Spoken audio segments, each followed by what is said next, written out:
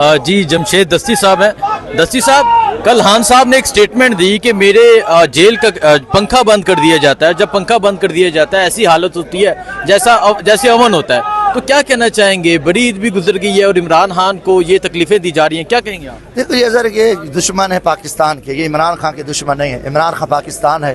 انہوں نے 500 ارب روپے لگائے خان صاحب کو توڑنے کے لیے. خان صاحب مرد مجاہد ہے, ان کی پوری پلاننگ تھی. انہوں نے ہر طریقے استعمال کیا, 3 دفعہ اس کو قتل کرنے کا منصوبہ بنایا. اللہ نے اسے محفوظ رکھا. اب جیل میں ڈالا کہ وہ نواز شریف کی طرف بھاگ جائے گا. اس نے ہر ان بدماشی کا مقابلہ کر رہا ہے. اس وقت میرا ملک جو ہے نا عمران خان کے علاوہ کسی بہتری کی طرف نہیں جا سکتا. یہ ہر بھونڈی حرکتیں کر رہے ہیں, یہ کچھ بھی کر سکتے ہیں کیونکہ انتہائی بزدل ہیں, بے غیرت ہیں, بے شرم ہیں.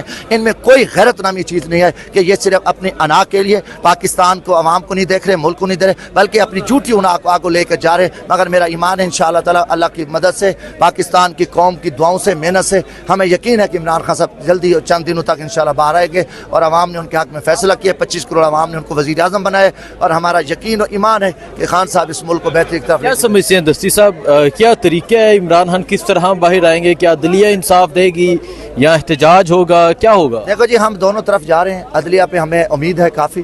ہم ان ججز کو سلام پیش کر رہے ہیں جن کے اوپر تھریٹ ہے, خوف ہے, ان کو فیملی کو تھریٹ ہے, ان کے اوپر بڑا پریشر. اس کے باوجود وہ آئین اور قانون کے تحت فیصلے کر کے خان صاحب کی جو من گھڑت کیس ہیں اس کو بری کر رہے ہیں.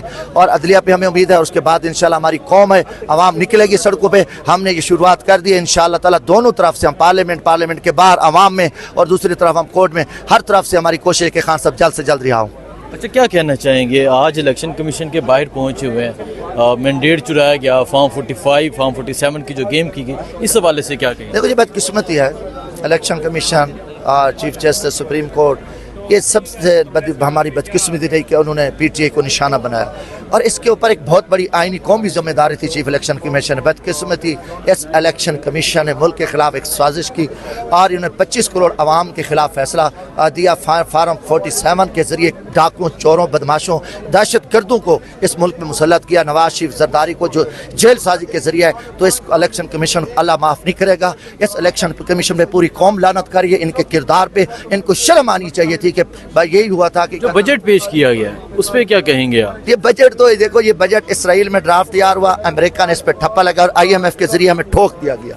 IMF نے ہمیں ٹھوکا ہے اور ان چور حکمرانوں کو کہا ہے کہ ہمارا ایجنڈا لے کر جاؤ. یہ ملک کے خلاف ہے, پاکستان کے خلاف ایک بہت خوفناک سازش ہے. انتہائی طریقہ شرمناک سیاہ بجٹ ہے جس میں نہ مزدور ہے, نہ کسان ہے, نہ غریب عوام ہے. ٹیکسز پہ ٹیکسز ہیں, پوری قوم ان پہ تھوک رہی ہے. دیکھیں یہ قوم جیل ساز, یہ دیکھو نا, یہ حکومت جیل ساز کے ذریعے, اور اس حکومت کے خلاف پاس ایجنڈا بھی پاکستان کے خلاف ہے. امریکہ کے نے دیا, IMF نے دیا ہے. اس لیے IMF کا جو بجٹ قوم پہ تھوکا ہے, اس کے لیے یقیناً میرے ملک کا جو عام آدمی اس کی آنکھوں میں خون ہے اور اس بجٹ کی وجہ سے ملک کے خوفناک خونی انقلاب کی طرف جا رہے ہیں. بارہ ہم کوشش کر رہے ہیں, عوام جاگے اور عوام کھڑی ہو گئی تو انشاءاللہ تعالیٰ یہ چور حکومت بھاگ جائے گی اور خان صاحب جلد رہا ہوں گے.